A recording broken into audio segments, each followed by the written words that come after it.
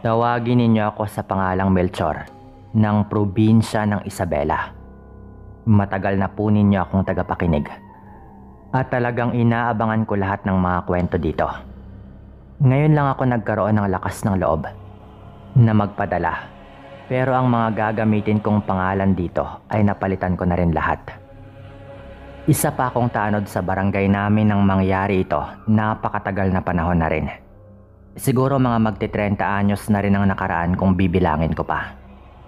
Nagsimula ang lahat isang gabi nung naglilibot kami sa baryo dahil may napapabalitang may gumagala daw na kakaibang hayop sa baryo namin. Sumbong mismo yon ng ilan sa mga kababaryo, kaya syempre rumonda naman kami ng mga tanod para alamin nga ang nangyayari. 9 na katao lang kami noon at naghiwa-hiwalay kami para nga tignan kung totoo ba yung mga narinig naming balita. Bale 3 katao sa bawat grupo at naglibot kami sa magkakaibang lugar sa baryo namin. Ang nakasama kong 2 pang tanod ay tawagin naman natin sa pangalang Moroy at Ray. Ako yung pinakabata sa aming 3 dahil nasa 20 pa lang yata ako nung kinuha na akong tanod. Pumayag na lang din ako dahil sa kanilang pamimilit. Marami kasi akong barkada talaga sa baryo namin. Kaya tuwing merong gulo, madalas isa rin nga ako sa palaging umaawat dahil mga kabarkada ko lang din madalas ang nag-aaway. Total, lagi naman daw akong umaawat sa mga gulo, kaya ginawa na lang din nila akong tanod. Ito yung mga panahong wala talagang natatanggap na kahit isang kusing ang mga tanod. Purong kawang gawa lang talaga. Tulad ng sabi ko, ako yung pinakabata kaya kuya yung tawag ko dito kay Mang Ray at Mang Moroy. Habang naglilibot, napadpad kami sa parte ng baryo kung saan medyo makakapal ang mga talahib. Di bateryang flashlight lang yung gamit namin noon. Sa utak ko noon, kung may pagtataguan man ang napapabalitang hayop, baka doon na nga talaga sa parteng yon. Dahil bukod sa mga talahib, ay may kasukalan din talaga ang lugar na iyon. Habang naglalakad kami sa parteng yon, bigla kaming nakaamoy ng napakabaho. Si Kuya Ray agad yung unang nagreklamo. Sa laki ba naman ng kanyang ilong, talagang maaamoy niya kaagad. Sana lang ay hindi ito nakikinig dito at baka malaman niya agad na siya nga yung tinutukoy ko dito. Pero balik tayo. Yun nga, nung maamoy ni Kuya Ray, agad naman din naming naamoy. Yung amoy po nun ay parang patay na hayop, pero sobrang baho na halatang nabubulok na rin. Kahit gabing-gabi na, nakakarinig pa rin kami ng ingay. Tipong parang pinagpipiestahan ng mga langaw ang kung anumang pinagmumulan ng amoy na naaamoy namin. Nauna na nga si Mang Ray at tinuntun niya kaagad kung saan ba talaga yun nanggagaling. Doon na tumambad sa amin ang nabubulok ng bangkay ng isang hayop. Isang baboy na may kalakihan. Inilawan po namin, Sir Dan, at medyo inuuod na ngayon. Nag-alisa ng mga langaw na nakapatong doon. Nasuka ko agad dahil bukod sa napakabaho, medyo brutal din talaga yung sinapit ng hayop. Wasak po yung tiyanon. Mukhang yun ang kanyang ikinamatay. Pero yung bakas ng pagkakawasak sa kanyang tiyan, medyo brutal din eh. Parang hindi kutsilyo yung ginamit. Parang sapilitan lang na binuksan. At yung nakakakilabot pa, mukhang lamang loob lamang yung kinuha. At iniwan lang ang katawan doon na parang namimili lang ng kukunin o baka kakainin yung may gawa ng bagay na iyon. Nasuka rin yung 2 kong kasama. Naalala agad namin si Aling Magda na nag-report mga 2 gabi pa lang yung nakaraan na nawawala nga yung kanyang alagang baboy. Mga 2 buwan na raw niyang inaalagaan kaya medyo malaki na rin talaga. Tugma yung laki nun at yung kulay nun sa nakita namin. Kaya alam na namin na yun ang kanyang hinahanap. Hindi nga lang namin alam kung sino yung may gawa. Hindi kaya konektado doon sa malaking hayop daw na pag-alagala? Tanong ni Kuya Ray. May punto siya doon. Dahil posible talaga, ngunit mas nabigla ako sa naging tugon ni Kuya Moroy. Ang tanong, kung konektado nga doon, hayop lang ba talaga o baka aswang? Nakita naman ninyo yung sitwasyon ng baboy, di ba? Kahit saan ko tignan, parang hindi talaga gawa ng tao. Isa pa, bakit lamang loob lamang yung kinuha? Baka yun lang yung kanyang gusto. Gustong kainin. Bagay na ginagawa rin ng mga aswang. Sambit pa nga ni Kuya Moroy. Kaming tatlo, parehong naniniwala rin talaga sa mga aswang. Kaya walang tumawa sa aming tatlo sa ideyang iyon. Hinayaan lang muna namin yung hayop kahit talagang duda na kami sa aming nakita. At umalis na kami para balitaan si Aling Magda sa nakita namin dahil mukhang yun nga talaga ang kanyang hinahanap na alaga. Sa daan namin papunta kila Aling Magda, nakasalubong namin yung tatlo pa naming kasamahan. Sinabi ng mga ito na yung natira daw naming mga kasama ay nag-uwian na kasi wala naman daw silang nahanap. Kaya 6 na lang kaming natira. Masyado pang maaga yon, mga alas 9 siguro ng gabi. Dapat umabot man lang kami ng kahit mga alas 11 sa pagroronda.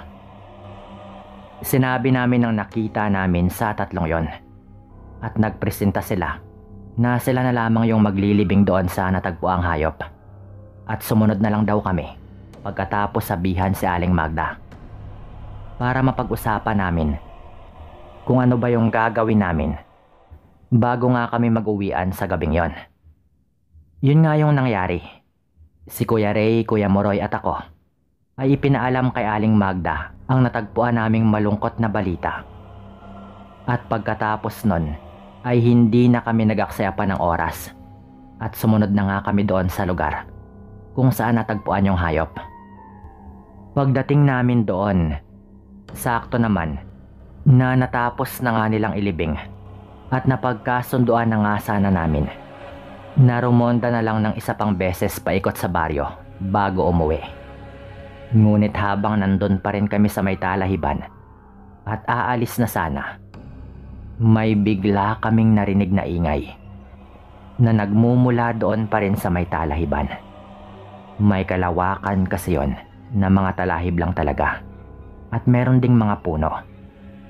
Parang merong biglang dumating na merong hila-hilang kung ano habang naglalakad sa talahiban mga ilang metro lang mula sa kinalalagyan namin. Kasi ganun nga yung aming naririnig. Pinatay agad namin lahat ang mga ilaw dahil medyo maliwanag naman yung buwan ng gabing yon at para hindi rin kami mapansin at talagang tumahimik kaming lahat. Walang kumibo kahit isa at pinakinggan lang namin. Mukhang walang kaalam-alam yon na may mga tao doon dahil sino nga namang pupunta doon sa ganong oras. Papalapit na rin yun doon banda sa amin. Sinilip ko ng konti dahil may sapat pa namang distansya. At ang agad kong nakita ay parang merong tao na may hila-hilang kung ano at agad yung yumuko sa may damuhan. Sumenyas ako noon at ibinulong ko sa mga kasama ko na marahan akong gagapang para tignan at lalapit talaga ako doon habang magbantay lamang sila. Bumulong naman si Mang Ray na 2 raw kaming lalapit. Kaya marahan nga kaming 2 lumapit doon sa kung saan ko nakitang tumigil yung nilalang. Paglapit namin, Sir Dan, ang una ko agad na nakita ay nakayuko yung nilalang na parang kumakain at naglilikha ito ng may kalakasang ingay na parang kung ano man ang kanyang kinakain ay takam na takam ito. Pinagpawisan ako bigla noon. Lalo na nga nung unti-unting naging klaro ang lahat habang tinitignan ko pang mabuti. Medyo madilim pero halata pa rin talaga. Wala itong suot at parang matandang lalaki na merong kinakain na isang hayop. Kitang-kita ko talaga noon. Kung paanong dinudukot lang niya yung lamang loob ng hayop at walang habas niyang nilalantakan. Pati yung pagnguya naririnig ko dahil ang lapit na lang din. Gulat na gulat din si Mang Ray noon at hinahawakan pa niya ako sa likod na parang sinasabi niya na wag akong sumigaw o tumakbo. Gustuhin ko man ay parang hindi gumagalaw yung katawan ko noon. Nanginginig ako sa kaba. Parang nanlaki bigla yung ulo ko at nagtatayuan ang buhok ko sa katawan. Gayon pa man, hindi pala namin alam na lumapit din at sumunod yung iba pa naming kasama para tignan din yon. Lalo at malamang ay narinig din nila yung parang hayop na kumakain. Napatayo ako bigla nung merong sumigaw. Si Kuya Moroy at ang iba pa. Sumunod sila at lumapit at napasigaw na nga sila sa kanilang nakita.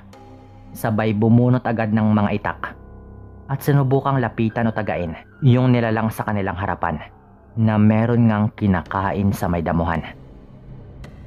Nung mangyari po yon, kitang-kita talaga ng dalawang mata ko na biglang nagbago yung anyo nung nilalang, Sir Dan. Na biglang nagbago yung anyo nung nilalang. Matataas yung talahib kaya medyo mahirap din kumilos ng mabilisan. Kaya bago pa man makalapit ng tuluyan ang mga kasama namin, biglang naging hayop yung nilalang na iyon. Kitang-kita ko talaga yon, lalo at ako yung pinakamalapit. Malaking hayop, parang malaking aso na kulay itim at ang bilis po nung nagsuot sa talahiban. Nung una ay parang dumapa lang yon, Sir Dan, at gumapang. Tapos nung tignan ko nga ulit, biglang hayop na yung nakita kong tumatakbo papasok sa may makakapal na mga talahib.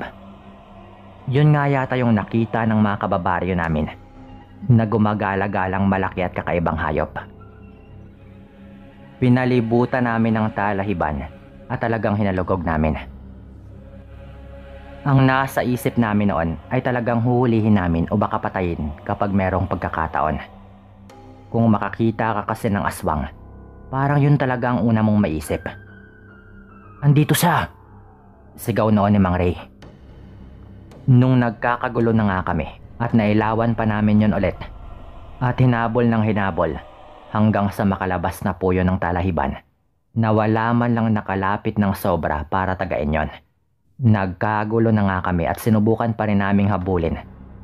At nahagip pa namin ng mga ilaw pero ang bilis talaga nung kumilos na agad kaming natakasan. Hindi kasi kami handa sa matatagpuan namin. Talagang nagulat kami at katangahan kong sabihin kung hindi kami nakaramdam ng takot dahil lahat kami ay kinalabutan sa aming nakita. Nung nagpalit yun ng anyo, talagang may kabilisan din. Naglibot kami at naghiwalay sa dalawang grupo. Pero huling nakita yung aswang na iyon na tumatakbo papunta sa kabilang baryo. Kahit nakita kong matandang lalaki yon ay hindi ko talaga nakilala. Malamang hindi taga sa amin. Yung hayop na kinakain nun, baboy pa rin. At ganon na ganon din sa nauna. Lamang loob lamang yung kanyang kinuha. Kinabukasan, nabalitaan na nga namin na ganon rin daw pala ang nangyari sa kabilang baryo. Puro hayop lang daw yung kinukuha at kapag nadidiskubre na raw ang ginagawa nito ay lilipat na naman ito sa ibang baryo para doon maghanap ng makakain. Simula nung muntik na nga naming mahuli yon, hindi na yun nakita pa ulit. Dahil medyo kumalat yon at lahat ng mga kababaryo namin ay mas nag-ingat na rin. Gumawa ng mga panglaban sa aswang at mas dumami yung nagbabantay tuwing gabi. Siguro lumipat na rin yung aswang na yon sa ibang baryo para doon naman mang biktima. Kaya dito ko na rin po ito tatapusin, Sir Dan. Salamat po sa lahat ng mga nakinig dito.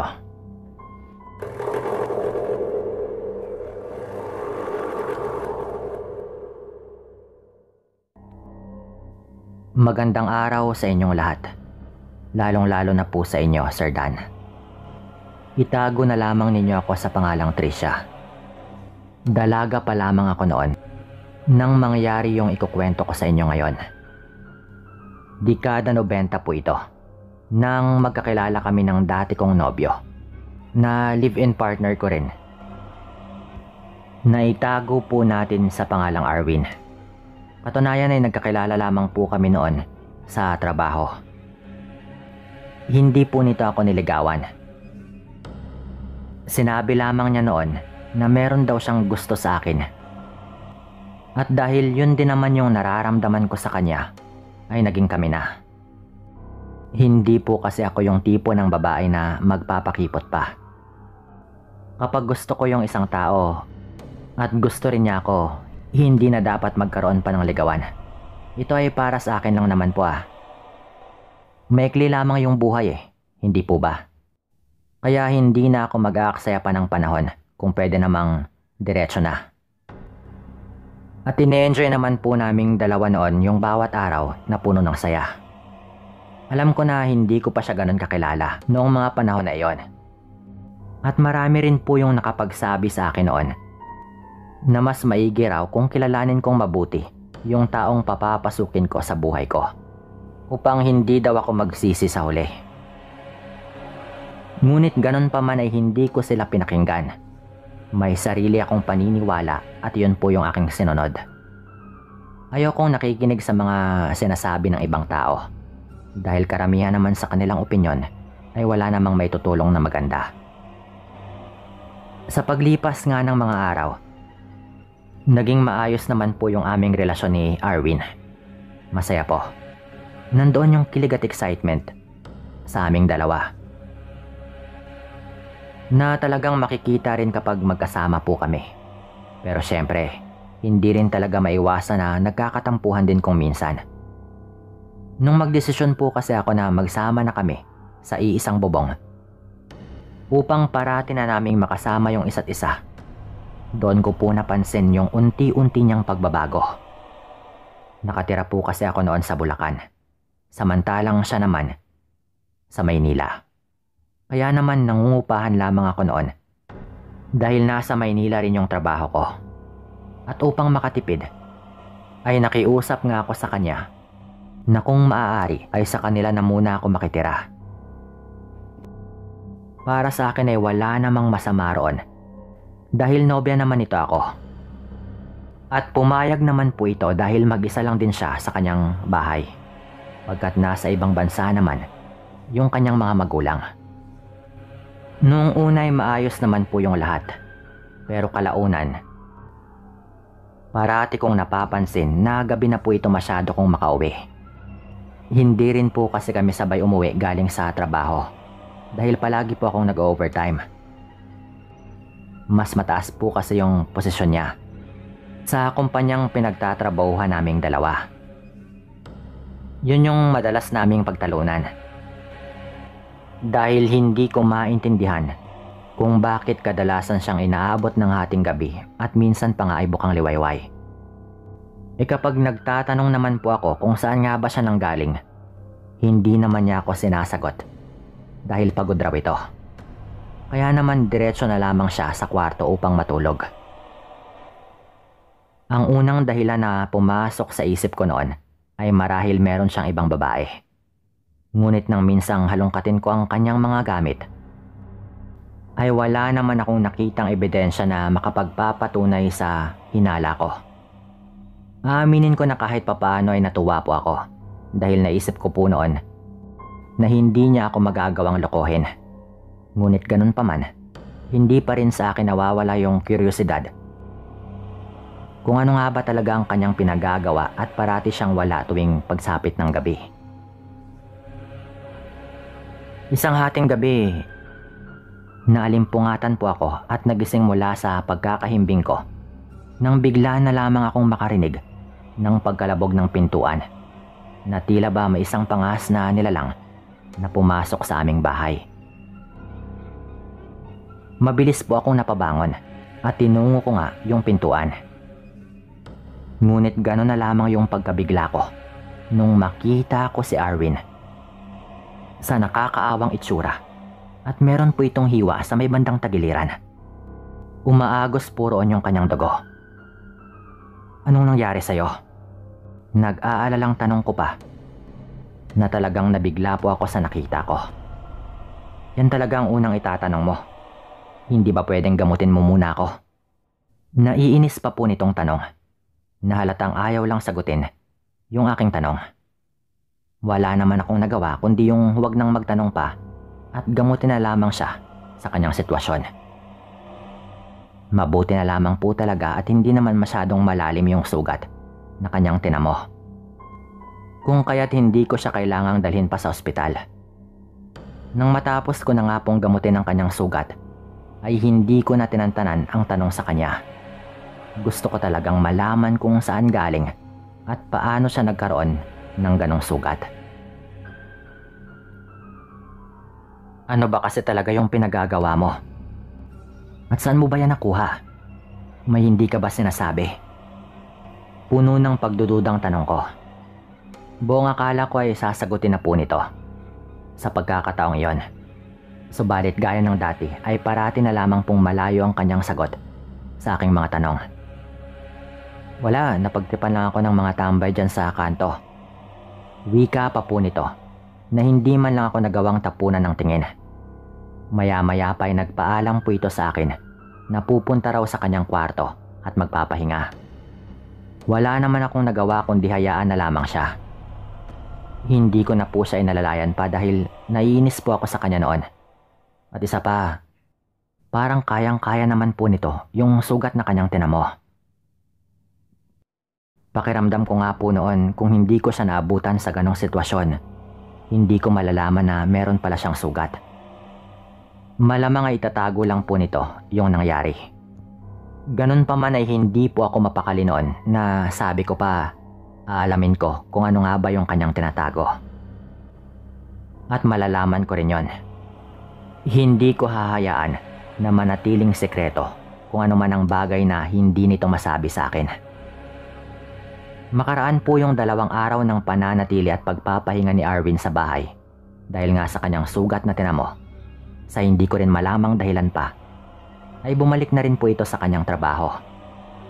Nang mag-uwian na, katulad ng dati, nagpaiwan siyang muli dahil sinabi nito na meron daw siyang tatapusin sa trabaho. Kaya naman nagpaalam na ako sa kanya na mauuna na akong umuwi. Pero yung totoo, nanatili talaga ako at hinintay ko siya para malaman ko kung ano nga ba yung hindi niya masabi. Bala ko noon na sundan siya upang malaman kung saan ito nagpupunta at kung ano pa yung mga bagay na pinagkakabalahan niya dahil inaabot siya ng hating gabi bago makauwi sa bahay. Pasado 8:00 pa lamang ay nakita kong naglabasan na rin sila ng kanyang mga kasama sa kumpanya. Sinundan ko nga yung daang tinahak niya ng mga oras na yon ng patago. Mabuti na lamang at naglakad lamang po ito. Kung kaya't hindi siya makalayo sa aking paningin. Hindi ko alam kung saan ito balak pumunta ng mga sandali na iyon. Dahil hindi naman yun yung daan pauwi sa bahay namin. Ngunit sinundan ko lang po ito. Maya-maya pa ay napunta na kami sa isang madilim na iskinita. Walang mga kabahayan. Pundido yung mga ilaw sa daan at nakakakilabot yung paligid. Nagsimula na po akong kabahan ng mga oras na iyon. Ngunit mas nangibabaw sa akin ang pagkalito. Hindi ko maiwasang mapatanong kung doon nga ba talaga siya laging nagpupunta pagkatapos ng trabaho. At bakit sa dinami-rami ng lugar, doon pa. Ano kayang ginagawa nito rito? O hindi naman kaya nakatunog na ito marahil kung kaya't nililigaw niya ako? Hindi ko alam. Wika ko pa noon sa aking sarili. Ilang sandali pa ay may nakita kong isang babae mula sa hindi kalayuan. Marahil ay nakita rin yun ni Arvin kung kaya't nagtago po ito sa gilid. Nang malapit na po yung babae, bigla po niya itong hinila. Nagpumiglas naman po yung babae at sinubukan pang sumigaw. Gustuhin ko man siyang tulungan noon. Hindi ko magawa dahil mahuhuli rin ako ni Arvin. Mula sa aking kinatatayuan ay kitang-kita ko kung paanong nagalit si Arvin doon sa babae dahil sa kanyang pagpupumiglas. Kaya naman sinuntok po niya ito sa kanyang tiyan. Napaupo po noon yung babae at namimilipit sa sakit. Nagulat ako sa aking mga nasaksihan at hindi ako makapaniwala sa aking nakikita ng gabing ito. Hindi ko akalain na kayang gumawa ni Arwin ng ganong bagay. Ibang-iba po kasi yon sa aking pagkakakilala sa kanya. Ngunit ang mas ikinagulat ko pa, nang makita kong bigla na lamang siyang nagpalit ng anyo. Nung makita kong bigla na lamang pong nagbago yung itsura ni Arwin, nung nawala na po ng malay yung babae. Namula ang kanyang mga mata. At kapansin-pansin talaga yung pagbabago sa kanyang anyo. Napatakip po ako sa aking bibig. At unti-unti akong naninigas sa aking kinatatayuan. Paulit-ulit kong ipinikit yung aking mga mata upang siguraduhin kung talagang totoo nga ba yung nakikita ko ng mga sandali na iyon.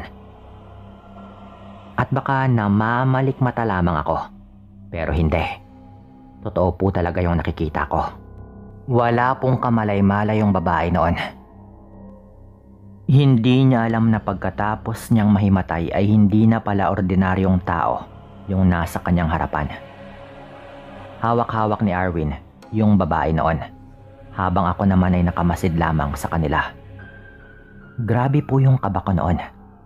Itong lugar na tinutukoy kong kinaroroonan ni Arwin ay dati pong mga tindahan na magkakatapat, pero nagsialisa na rin po dahil nalulugi. Kaya po merong iskinita doon. Hindi naman po ito kahabaan na iskinita, pero talagang medyo may kadiliman. Kapag diniretso mo po yon, wala ring masyadong makakabahayan pagkalabas mo. Perpektong lokasyon para may mangyaring kababalaghan. Nakita kong bahagya pang inuuntog ni Arwin yung kanyang ulo sa pader habang hawak-hawak yung walang malay na babae. Hindi ko maintindihan ng una, pero para bang naguguluhan siya sa kanyang nais na gawin. Pero yung mukha po niya noon, hindi na rin talaga normal. Ito ay kahit hindi ko naman naaaninag ng sobrang linaw dahil medyo madilim talaga. Yung kaunting liwanag lamang ng buwan, yung tumutulong para makita ko ang nangyayari. Bukod pa sa medyo nasanay na rin yung aking mata sa dilim. Ano kayang gagawin niyan sa babae? Napatanong ko na lang sa sarili ko. Tapos bigla po niyang dinilaan yung leeg ng babae, Sir Dan. Halatang naglalaway na rin po ito na parang takam na takam. At hinahawak-hawakan din niya yung tiyan ng babae. Pero habang nakatingin ako sa kanya, halatang naguguluhan po ito. Para bang pinaglalabanan pa rin po nito. Lumalaban siya pero palingon-lingon rin sa paligid. Naanimoy natatakot na baka merong makakita. Nakayuko lang po ako noon para hindi niya ako mapansin. Hanggang naririnig ko na nga rin po yung kanyang pag-angil. Nakakakilabot na angil. Parang hayop na talagang gusto nang kumain. Lumapit pa ako noon kahit nanginginig na rin yung tuhod ko. At nung makita ko na parang may gagawin na talaga itong masama doon sa babae, hindi ko na nga rin po napigilang makialam. Nakabuka na po noon yung kanyang bunganga. Kulang na lang, sakmalin na talaga niya yung leeg ng babae. Arwin, bitawan mo yan. Bitawan mo yung babae. Natatakot ko pong nasabi. At mas lalo ko pong nakita yung kanyang nakakapanghilakbot na anyo. Nanginginig po ako sa kaba noon. Nagulat rin si Arwin. Napatakip ito sandali sa kanyang mukha at napatalikod. Nakilala rin po nito ako agad eh. Tapos paglingon nito ulit, bumalik na rin sa normal yung kanyang mukha. Hindi ko sinasadya. Hindi ko sinasadya. Hindi ko na matiis na hayop lang. Alam mo na rin siguro kung anong ibig sabihin nito, di ba? Aswang ako. Pinipigilan ko pero hindi ko kinakaya. At talagang takot din ako na pumunta sa albularyo. Wika pa nito at bigla po itong naiyak. Bitawan mo siya. Umalis ka na dito. Mag-usap tayo sa bahay. Sa ngayon, umalis ka na. Wika ko po noon. At ginawa rin po niya yon. Dahan-dahan siyang lumayo at naglakad paalis. Agad ko nga pong ginising yung babae noon. Nung magising ito, sinabi ko na lang na niligtas ko siya sa isang lalaki. Dahil meron din po itong naaalala eh. Pero hindi ko na pinaliwanag pa ng maayos at pinauwi ko na nga ito. Napatakbo na lamang yung babae paalis at nagmadali na rin akong umuwi. Doon na nga kami nag-usap ni Arwin. Hindi ako lumalapit sa kanya noon. Nakaupo ako at nakadistansya habang nakatayo naman po ito sa may pinto. Nagpaliwanag na rin siya. Nung gabing nakita ko raw siya na umuwi na merong sugat. Nahuli daw siya noon habang naghahanap ng makakain na hayop. Namataan daw siya kaya nagawa raw siyang sugatan. Ang sabi pa niya, puro hayop lang din daw yung kanyang kinakain. Pero naghahanap na rin daw talaga siya ng laman. Laman ng tao. Kapag nakakakita daw siya ng buntis, naglalaway daw po siya. Naaamoy daw niya ang napakabangong amoy at lumalabas daw yung kanyang pagkaaswang. Paliwanag pa ni Arwin noon. Umiiyak na rin ito noon. Alam namin pareho na hindi na kami pwede. Hanggang sa siya na nga rin mismo yung nagsabi. Nakipaghiwalay po ito. Mahal raw niya ako. Pero hindi raw kami pwedeng magsama dahil delikado daw ako. Ilang ulit na raw pala niya akong muntik mabiktima habang ako ay mahimbing na natutulog. Pero pinaglalabanan daw niya. Kaya kung minsan daw, lumalabas na lang din daw siya para maghanap ng makakaing hayop. Ang sabi ni Arwin noon, aalis daw siya at maghanap daw siya ng magaling na albularyo. Hindi man daw siya mapagaling nito dahil marami na nga siyang nakaing hayop. Kahit matulungan man lang daw siyang makontrol yung kanyang pagkauhaw sa laman. Tumango na lang po ako noon at umiyak. Tapos inayos na rin ni Arwin ang kanyang mga gamit. At nung gabi din na iyon mismo, umalis na po ito. Wala akong nagawa noon. Tinanggap ko na lang po yun. Hindi ko rin naman kaya na makipagrelasyon sa isang aswang. Natatakot po ako eh. Lalo at babae rin ako. Nung gabi na yon, yun na po yung huling pagkakataon na makita ko ito. Ni Anino nito, hindi ko na nakita pagkatapos nun. Dalangin ko lang na sana'y matulungan siya ng albularyong kanyang napuntahan. Sana ngayon ay nasa mabuti siyang kalagayan kahit ano pa ang kanyang sitwasyon. Kahit isa pa rin siyang aswang. Ito po yung kwento namin. Sana'y kinapulutan ninyo ito ng aral. Maraming salamat po.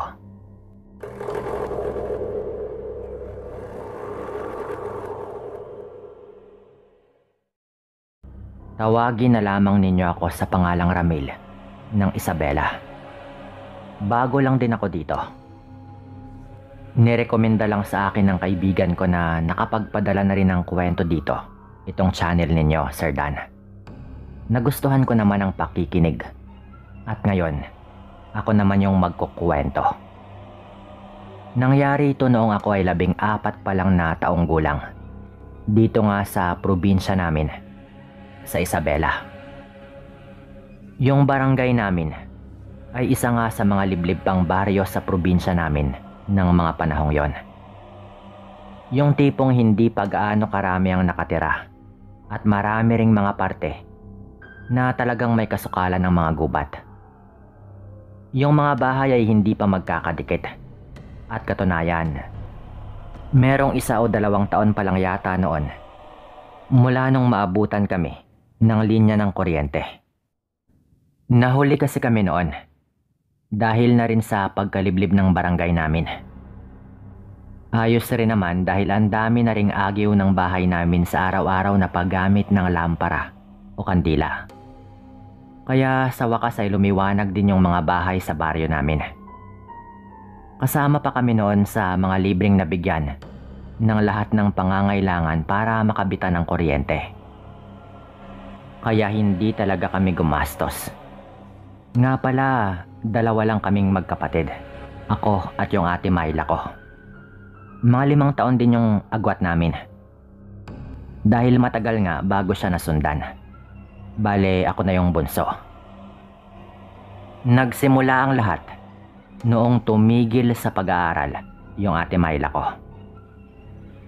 Hindi na kasi kinaya ng mga magulang ko na pag-aralin pa siya sa kolehiyo.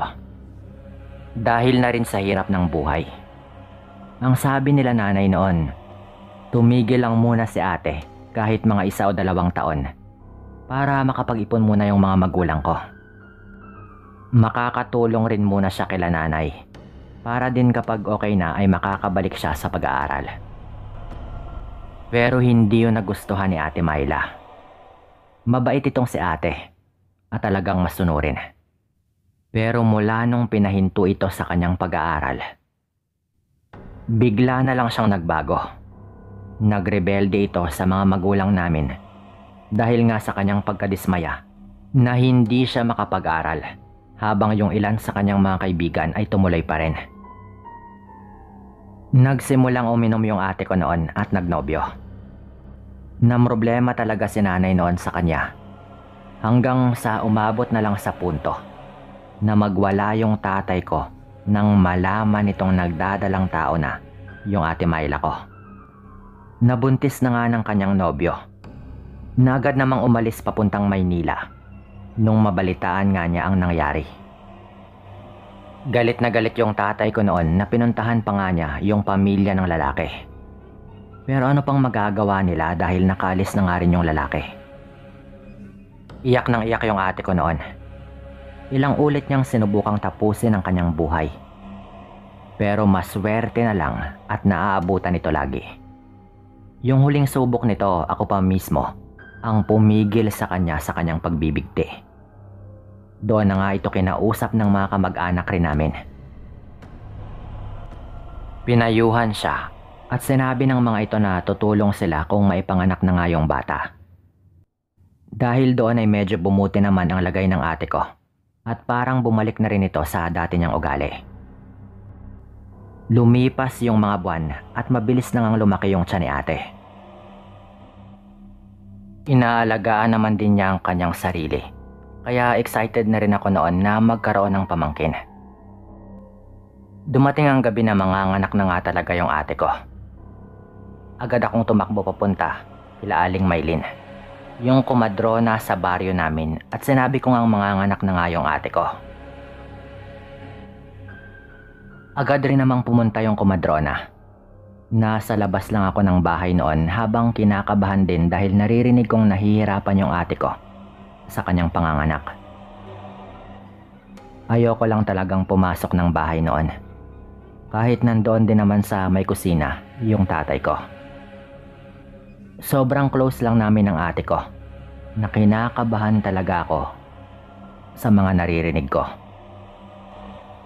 Unang karanasan ito ng ate ko na manganak. Kaya naririnig ko talagang nahihirapan ito. Habang nasa labas nga ako at nangyayari ang lahat ng iyon, napansin kong nagliparan ng mga ibon sa puno ng santol sa may likod ng bahay namin. Tipong may kung anong dumating o humapon doon na natakot nga yung ibang mga ibon. Nagtaka ako syempre. Pero madilim rin kaya hindi ko rin alam kung ano bang nandoon. Pumasok ako ng bahay para kumuha ng flashlight. Pagpasok ko at pinailaw ko ngayon pero wala na yung baterya. Wala rin kaming natirang ibang baterya kaya yung sulo na lang yung kinuha ko at sinindihan. Aanin mo ba yan? Tanong ng tatay ko noon na halatang medyo kinakabahan din sa panganganak ni ate. Wala po tay, meron lang akong titignan sa labas. Sabi ko naman noon. Hindi ko na nga sinabi na nagtataka lang ako kung anong mayroon doon sa puno ng santol at baka makadagdag pa yon sa iisipin ng tatay ko. Lumabas nga ako dala-dala ang sulo. At lumapit ako doon sa may likod banda ng bahay dahil nandoon nga yung puno. Medyo may kataasan yon kaya inangat ko ng kamay ko yung sulo habang pilit kong tinitignan kung ano nga ba yung nasa itaas. Parang may nakikita akong kung anong nakahapon doon na may kalakihan. Pero hindi lang talaga maabot ng ilaw ng sulo dahil nasa taas talaga yon. Kaya hindi rin talaga ako sigurado. Pupulot na sana ako ng bato para batuhin yung nasa itaas. Nung bigla ko namang narinig na nanganak na raw si ate. Lumabas na raw yung bata. Yun yung narinig ko sa kumadrona at kay nanay. At bigla na ring tumigil sa pagsigaw si ate sa kanyang panganganak. Kaya binitawan ko na lang yung mga bato at naglakad na nga ako pabalik sa loob. Ngunit yung sunod kong narinig ay ang tanong ni nanay kung bakit hindi raw umiiyak ang sanggol. Narinig ko pa yung tunog ng pagpalo sa sanggol sa kanyang puwet. Dahil 'di ba pinapalo yan para umiyak. Pero wala talaga. Walang umiiyak. Hindi na ako tumuloy sa pagpasok sa kwarto kung nasaan nanganganak yung ate ko noon. Nalungkot na lang ako agad. Imbes na iyak ng sanggol yung aming marinig, ay yung pag-iyak na lang ni ate at ng nanay ko. Hindi na raw humihinga yung bata. Ginawan pa ng paraan ng kumadrona kasi syempre meron din itong mga nalalaman. Pero wala rin siyang nagawa. Hindi rin naman namin madala sa ospital para baka maisalba pa. Dahil sa ganong oras sa baryo namin, wala rin kaming masasakyan. At alam din namin na sobrang layo pa ng ospital. Pagpasok ko nga sa loob, nag-iiyakan na sila. Nakita ko yung sanggol at iba na nga po yung kulay nun. Parang nangingitim ang katawan nun na halatang wala nang ang buhay. Hirap na hirap din si ate at talagang natagalan kaya hindi na nga nabuhay pa yung bata. Lungkot na lungkot ako noon kaya lumabas na lang ako ulit ng bahay. Akala ko noon magkakapamangkin na ako pero namatay pa. Hanggang sa pumunta nga ako sa likod ng bahay para sana umihi sandali.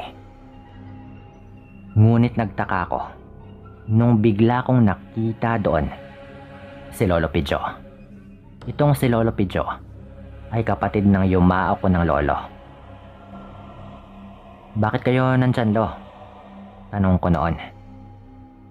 Wala. Balita ko kasi manganganak na yung ate mo kaya pumunta ako dito. Sabi naman ito.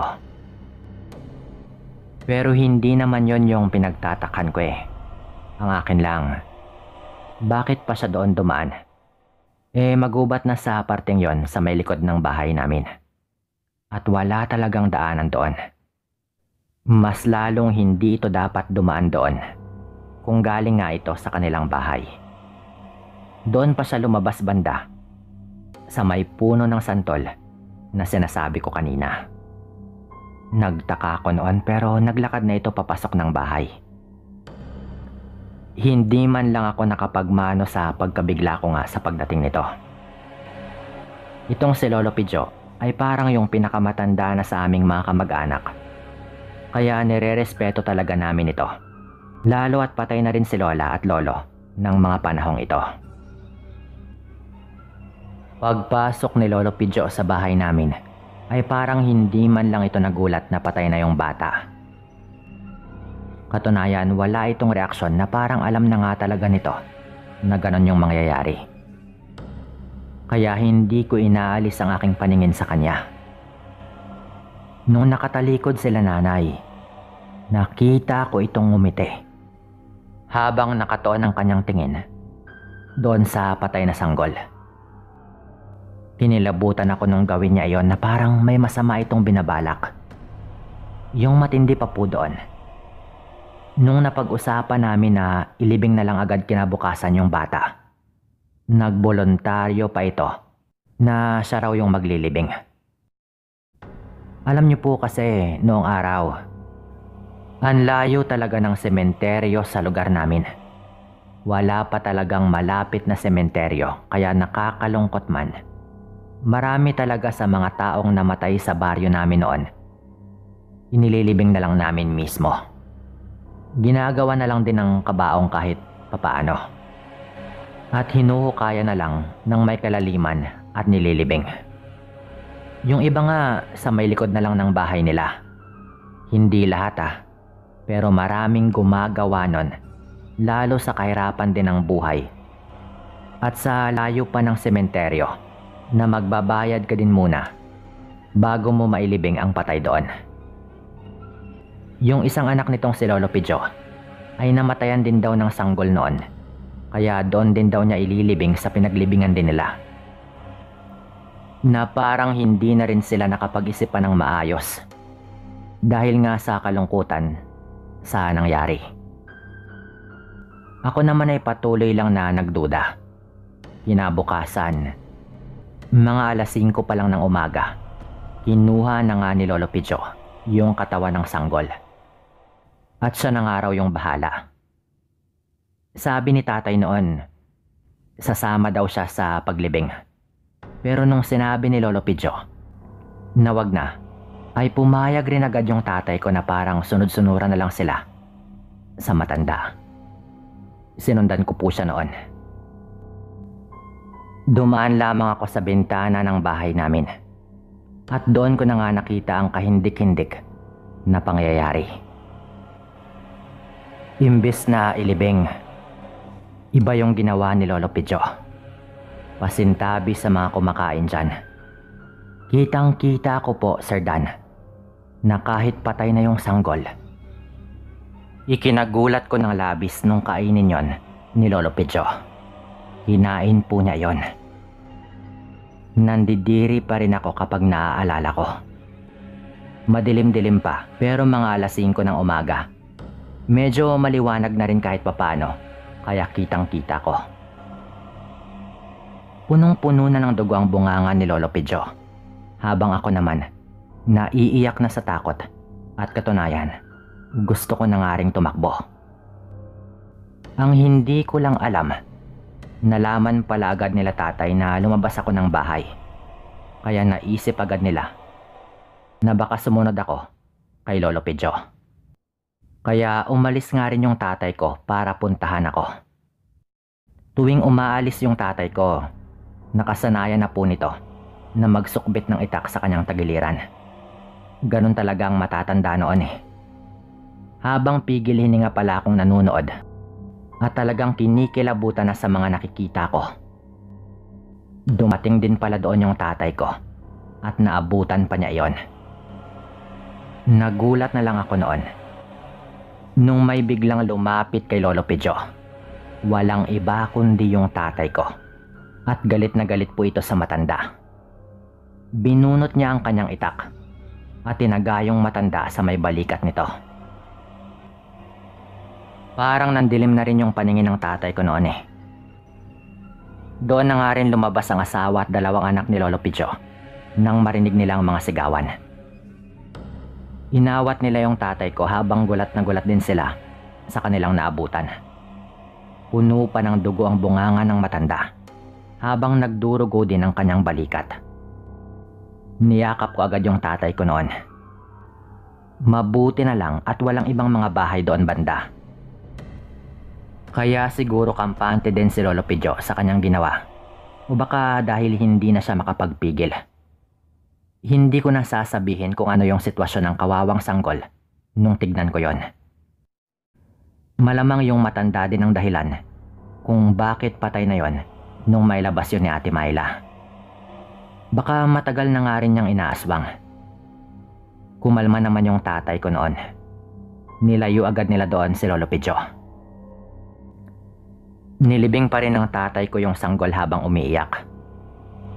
Halos lumuhod na nga yung asawa at mga anak ni Lolo Pidjo noon sa pakikiusap kay tatay na wag na sana niyang ipakalat pa. Maging sila daw nagulat din pero pamilya nila si Lolo Pidjo. Pamilya din naman namin kung tutuusin. Pero ang sabi nila, dadalhin na lang daw nila ito sa isa pang anak ni Lolo Pijo sa Mindanao. Para wala na raw gulo. Pumayag na lang din yung tatay ko noon. Marami pa munang kaguluhan noon. At pabalik-balik pa yung mga anak ni Lolo Pijo sa bahay namin bago nga kami nagkasundo. At tulad ng napag-usapan, umalis si Lolo Pijo sa lugar namin. Yung sugat niya sa balikat, hindi naman siya napuruhan nun. Malamang ay meron pang konting pag-aalangan kay tatay nung tinaga niya ito. Kasi kung wala, baka sa leeg na agad niya tinaga yun eh. Tahimik naman yung buhay namin kahit masakit ang mga nangyari. Mula nung wala na nga doon sa lugar, yung matanda. Mahirap tanggapin yon pero nagawa namin sa tagal na rin ng panahon. Dito ko na rin siguro ito tatapusin at maraming salamat.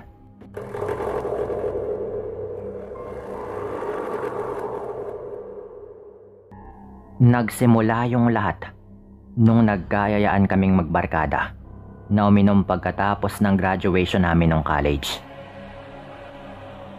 Taong 1992, sa probinsya ng Negros Occidental. 4 kaming magbabarkada. Ako na tawagin yung Tonyo, si Andrew, Mario at si Kulas. Magkaklase kami mula unang taon sa kolehiyo hanggang sa magkakasabay din kaming nakapagtapos. Sa awa ng Panginoon, nairaos rin talaga namin hanggang dulo. Kaya nagkayayaan kaming mag-inuman. Sinabi ni Mario noon na pwede raw kami doon sa dating bahay ng lola niya na hindi pa rin naman naibibenta. Ipagpapaalam daw niya na doon muna kami para makuha nga namin yung susi ng bahay. Bagay na mabilis lang rin naming nagawa. Pinayagan naman kami, lalo at matagal ring walang nakatira doon at nililinis-linis lang din nila. Bale yung plano namin, magpapakasaya kami doon, malayo sa kabiasnan, at talagang may enjoy namin na kami-kami lang. Balak rin namin na doon na rin matulog. Total, bahay naman ngayon ng lola ni Mario pero ibibenta na rin nila. Wala pa nga lang bumibili. Medyo malaki po kasi ito, kaya malaki-laki rin yung presyo, malamang. Hindi naman yung tipong parang mansyon na pero may kalakihan. At merong 2 palapag. Gawa lang yun sa tabla pero matibay pa at maayos naman yung pagkakagawa. Medyo malaki rin yung bakuran. Siyempre kung ibibenta yon kasama na yung lupa. Pinapaayos pa kasi daw yon ng kanyang lola para mas madaling ibenta. Medyo makaluma nga lang yung disenyo ng bahay. Meron pa namang kuryente doon kaya okay na okay talaga pa. Ang sabi ko noon, mukhang magiging masaya yung pananatili namin doon pero doon ako nagkamali. Dahilan kung bakit nagpadala ko sa inyo ng kwentong ito. Yung kinalalagyan ng bahay malapit po sa gubat. Sa likod nun medyo masukal. Medyo papasok kasi ito na daan pero may katabi naman na bahay. Hindi nga lang namin alam kung meron pang nakatira. Pagdating namin doon walang ilaw yung bahay na yon eh. Wala rin kaming naririnig na ingay mula doon na parang wala talagang nakatira. Ang sabi naman ni Mario, hindi rin daw niya alam. Sa pagkakatanda daw niya, ay may nakatira dati doon na matanda. Matandang babae daw pero ang tagal na rin daw niyang hindi nakapunta doon eh. Mula raw nung nagkolehiyo kami, hindi na siya nakabalik sa bahay na ito. Kaya mga 4 na taon rin daw. Pero mga 1 taon pa lang daw na ipinagbibili yung bahay na ito. Dahil ayaw daw sana ng lola niya na ibenta yon. Pero sayang lang din. At wala namang nakatira. Kaya nag-decide sila na ibenta na lang. Wala pa nga lang bumibili. Mga bandang 8:00 po ng gabi noon, nagiinuman na kami. Beer lang yung iniinom namin. Dahil sa totoo lang, hindi naman kami malakas uminom. Nagkukwentuhan kami noon at medyo maingay talaga kami dahil puro lang kami tawanan habang binabalikan ang mga kalokohan namin sa eskwelahan. Kakasimula lang din namin noon nung merong biglang nang bato sa amin. May bumagsak na lang bigla sa bubong ng bahay. Kaya talagang naisip namin na merong nang bato. Ano yon? Tanong ko pa sa kanila. Napatigil kaming lahat noon. Pero yung akala naming meron lang nang babato, parang nagkamali lamang kami. Dahil nung tumahimik kaming lahat, nakarinig kami na parang merong gumagapang sa itaas ng bubong ng bahay. Gawa yon sa yero at makakapal pa talaga ang mga yero dati, kaya hindi ganun kalakas ang tunog, pero naririnig pa rin namin. Parang may gumagapang o naglalakad talaga sa itaas ng bubong. Pusa lang yan, sabi nila noon. Pero hindi ako kumbinsido na pusa lamang yon. Shh, tahimik. Hindi yan pusa lang. Parang mabigat eh. Parang may naglalakad. Sabi ko pa, base nga sa naririnig kong tunog. Nilabas nga po namin para lang matapos na. Lumabas kaming lahat at tinignan namin yung kung ano yung nandoon. Nasa isang side po kami ng bahay. Habang tinitignan nga yung itaas ng bubong. Abot naman kasi yon kapag medyo dumistansya ka sa bahay. Medyo maliwanag naman yung buwan kaya nakikita naman namin. Pero pumasok muna si Mario para maghanap ng flashlight. Para lang matignan namin ng mas maigi. Habang nandoon kami, nakarinig kami bigla ng parang may tumalon sa kabilang side ng bahay. Kaya nagtakbuhan kami papunta doon. Pero nung pagdating namin doon, wala naman kaming naabutan. Pagdating nga rin ni Mario, dala-dala na ang ilaw. Inilawan namin ang paligid at wala naman talagang kahit ano doon. Maliban lamang sa mga naiwang bakas. Yung dingding ng bahay sa side na iyon, napakarumi. Punong-puno ng putik na halatang bago lang dahil basa pa. Yung iba sa mga yon ay halata talagang parang mga marka ng paa. Halata yung mga bakas ng daliri na parang may umakyat mula doon. Mga ilang sandali pa lang ang nakalipas kaya basang-basa pa talaga. Panay rin kasi yung ulan ng mga panahon na iyon. May mga damuhan doon pero may parte rin sa unahan na talagang putik. Nung inilawan namin sa parteng yon, nakita agad namin ang mga bakas ng paa. Halatang bagong-bago lang din.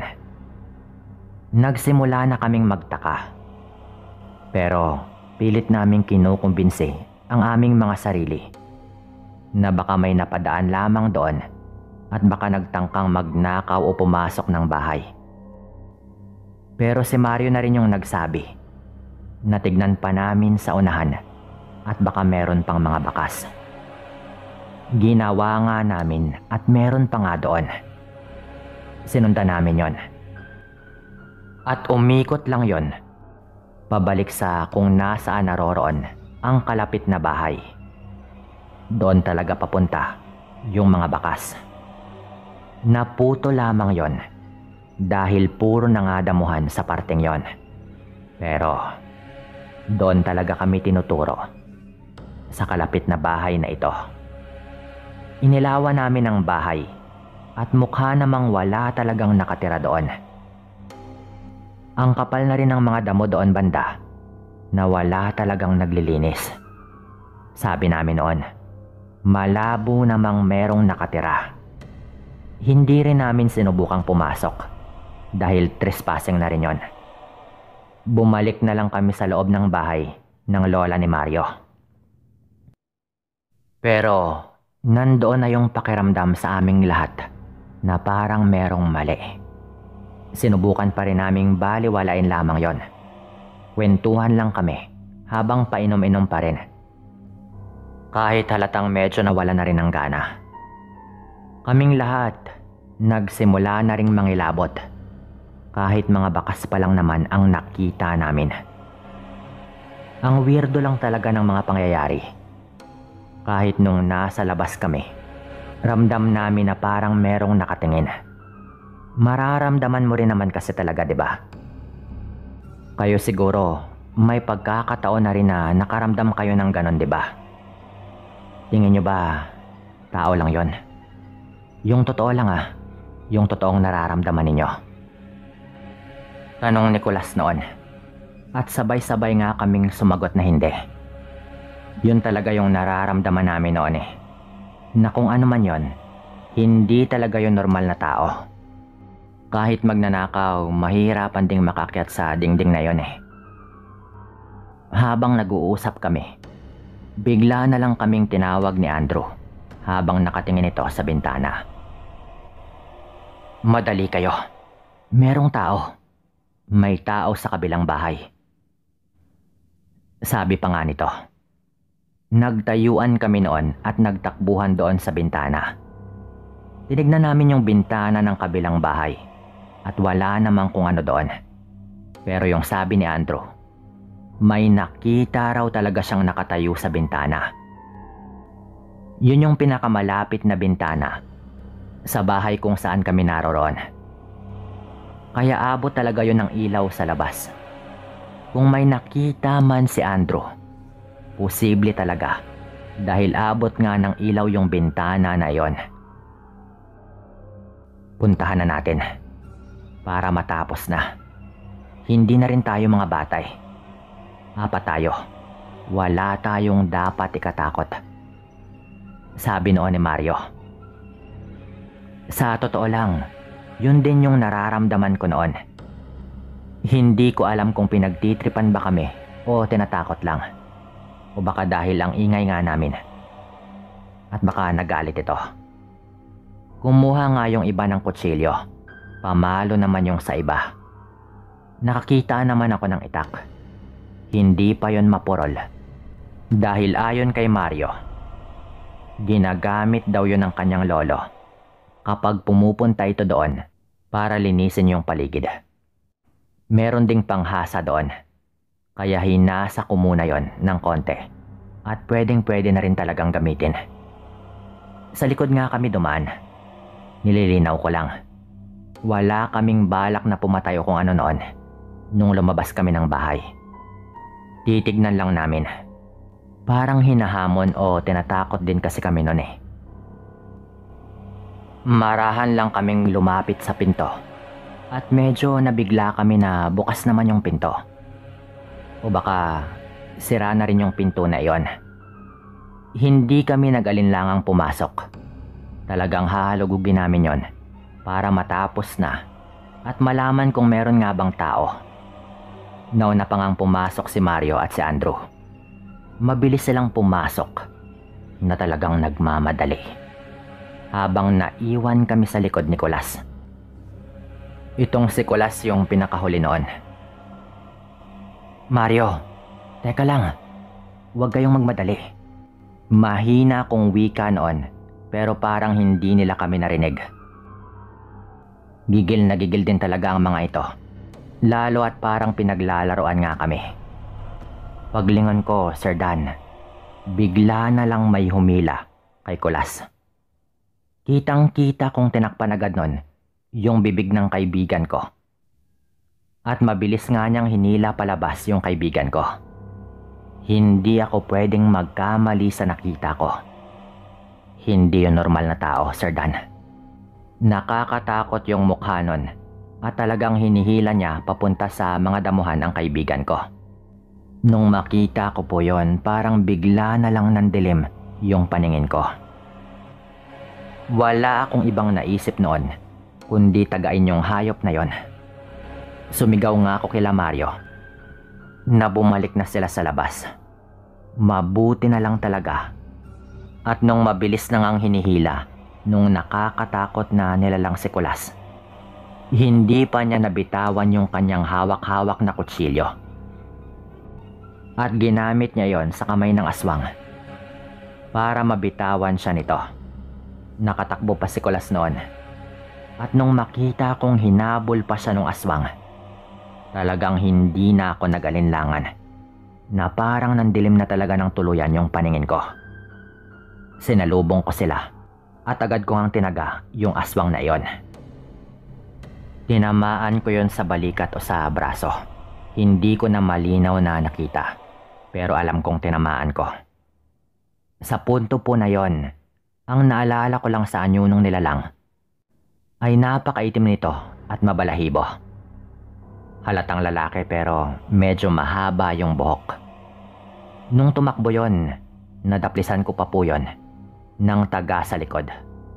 Bago yun mabilis na nagsuot sa mga damuhan. Nung hinabol ko pa nga po, ang bilis nung nawala sa paningin ko. At may nakita na akong parang hayop na tumatakbo. Hindi ko alam noon kung nagpalit ba ito ng anyo o kung nawala lang talaga siya sa paningin ko at iba naman yung hayop na tumakbo. Sila Mario noon nagtakbuhan din sa likod ko pero medyo nahuli na sila. Napakabilis po kasi ng mga pangyayari. Pagbalik ko, umiiyak si Kulas. Akala raw niya mamamatay na talaga siya. Ang talim daw ng kuko ng aswang na medyo may galos pa nga si Kulas sa kanyang mukha dahil sa pagkakatakip noon sa kanyang bibig. Hindi na kami nag-aksaya pa ng oras noon. Nagligpit kami at agad na ngang umalis sa lugar na iyon. Doon kami dumiretso sa bahay nila Mario. Andun yung lola at lolo nito. At ang sabi ng kanyang lolo, wala raw talagang tao sa bahay na iyon. Kilala daw niya yung may-ari nun na dati nilang kapitbahay. At nasa Maynila na raw, kaya imposible daw na meron pang nakatira doon. Kasalanan daw niya dahil may mga nakapagsabi na raw sa kanya na may nakikita silang matandang lalaki na mahaba yung buhok na umaali-aligid doon sa katabing bahay. Pero hindi daw niya naisip na delikado talaga o ano kung sakaling meron ng taong nakikita doon. Ayaw naman daw niyang makialam dahil kalapit lang naman yon ng bahay na ipinagbibili na rin niya. Kaya wala rin siyang rason para makialam pa. Mukhang ginawa nga raw tirahan ng aswang yung katabing bahay at agresibong aswang daw ito na nakursunadahan pa kami. Simula po noon, hindi na kami bumalik pa sa lugar na iyon. Lalong-lalo na si Kulas na talagang muntik na ngang mabiktima. Mabuti na lang din at hindi kami nagpadala sa takot at lumaban kami. Dahil kung hindi, baka nawala na ako ng kaibigan ng gabing yon.